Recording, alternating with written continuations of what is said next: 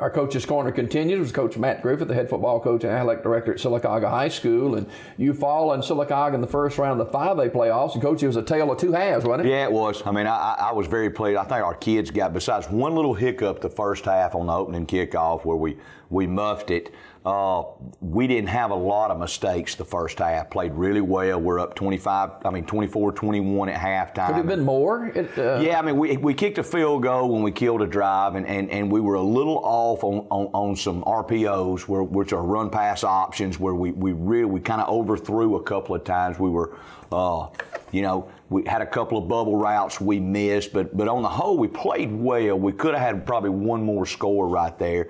And been up probably 30, to 21. But you're still up, and then, it's like we discussed, and I told somebody the other day, you hate when good coaches get smart at halftime. And Brian Moore and his staff at Opelika are smart.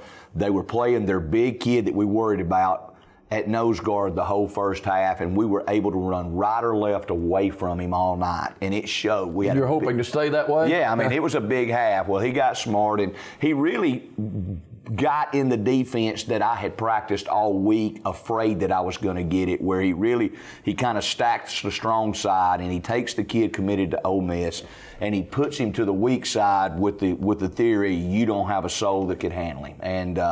And it made it difficult because you're trying to run away from a very good all-SEC, an SEC player, but he stacked that strong side, and it made it difficult the second half. We managed to get a score and keep it. It was 35-31 going into the fourth quarter, and then we just kind of ran out of gas. We did. Sometimes when teams make adjustments like they did at halftime into the second half, and sometimes the defense don't have any more adjustments. That's what it is. That is, and you know what, and it's not that you don't recognize the adjustment, and it's not that you don't know exactly what to do the adjustment. It just sometimes you're outmanned in a couple of positions right there. And, we face that a lot this year. That's why this group means so much to us. They were outmanned a lot. They were outmanned one-on-one a lot, especially up front. We were outmanned defensively most of the year trying to play two sophomore linebackers. That got better as the year went on. It's kind of a special team to you, by the way. Yeah, very special team because of the lack of any discipline that we, you're always going to have maintenance. You've always got those little things. But as far as coming down to the field house, getting dressed, being where they're supposed to be, coming to practice, not having to hunt them just all those little bitty things.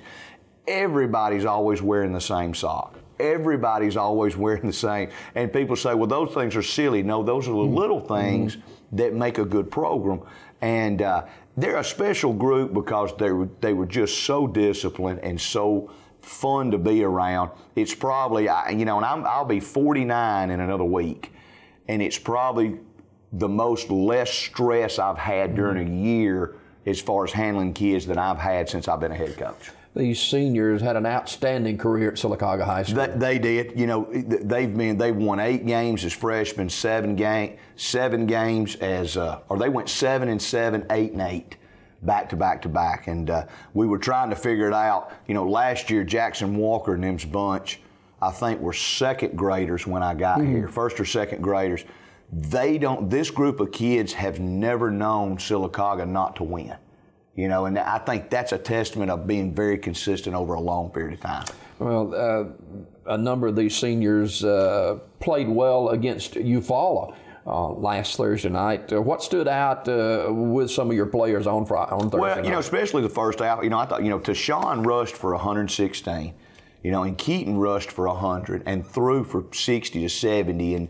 And if he was a little bit on, he would have rushed for 100 and thrown for 100. So, both played well. Both have had outstanding years. Both, Tashawn's had an incredible career here. I thought we played pretty well up front for the most part until we got tired in the second half.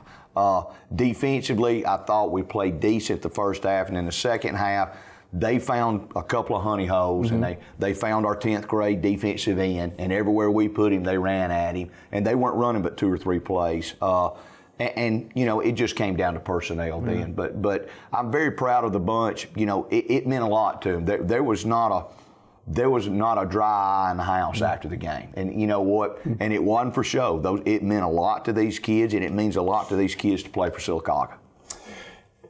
Would you describe this group as overachievers this year? Yeah, very much so. And I've used that term. I think they're very much overachievers. If you look back when they were coming up through junior high and through our B team years, they weren't picked to be very good. And we're playing with kids, a couple of kids that were program kids is what we call it. Are kids that went through the system, didn't get to play a whole lot in 9th grade.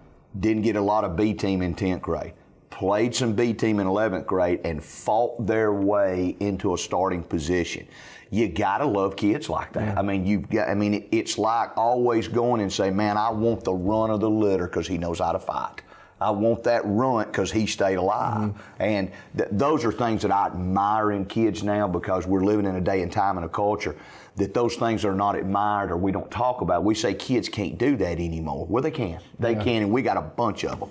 Well, a lot of schools and teams across the state of Alabama would love to be 8-3 to end the season. They would. And you know what, though? But we'll never be satisfied with it. You know, that's the 9th time I think we've made the playoffs. Yeah. But, you know, it's sticking in our craw. 13 years you've been here now? 13 years. That's 10 years of averaging 7 wins a year. That's 9 times in the playoffs. But, you know, we're not going to be satisfied till we're in the hunt all the way through. Well, what's next for the Aggies? Well, you go back. I mean, listen, we've gone Monday, Tuesday, and Wednesday, and we've cleaned the field house. We've put everything up. We've got everything washed, vacuumed everything. Today's back in the weight room. Today, Thursday and Friday, we will max on our squats, bench, and power cleans. And we'll get those maxes as we go into Thanksgiving for a week off. And when we come back from Thanksgiving, it is as hard as you can go building next year's football team. You start putting pieces here and there on your depth chart, but then it's building that fabric of team unity, not only for strength, but for just how to handle hardships in the weight room, because there's pain in that room. And then kids don't always want to go in there, but if a kid can handle that and realize it's going to make him better, it builds your team unity. You watch a lot of tape in the off season? We watch a lot of tape of where we think we need to put pieces. And then what you'll see in late January and early February is our staff, we're going, you know, we don't miss a Glazer clinic in Atlanta. And a lot of times we'll visit other coaches because you've moved a piece from here to here, and you say, well, his strengths aren't what we had, but he can do this, and this school does it really well. So let's go see how to do that. And that you're doing all that so that when you walk into spring, you finalized how you tweak. We're not going to change offensively and defensively much, but you tweak it to suit the kids that you have. Yeah. So, I mean, I can see us defensively. We're better with 2 linebackers and 20 techniques than we are in a 4-3. We'll never not be in our 4-3 base, but we've got to tweak that to suit the personnel that we have. It's the same thing. We'll be moving Dalen Keith back to quarterback from Z receiver, and his strengths will be more of a wildcat than he is his arm. You know, we're still going to keep our RPOs and stuff, but we've got to do a couple of more things to highlight him. And so, you know, and I look forward to the competition. You know, running back will be wide open this year. We've got 2 or 3 to 4 going to compete for that. And then we'll have to figure out whether we're in split backs or whether we're in one back or whether we're in I, what suits those kids. So that's the fun part of coaching sometimes. Coach Matt Griffith, the head football coach and athletic director at Sylacauga High School, our guest. Coach, always a pleasure, and let's do it again. Thanks for having me. More Daybreak after this.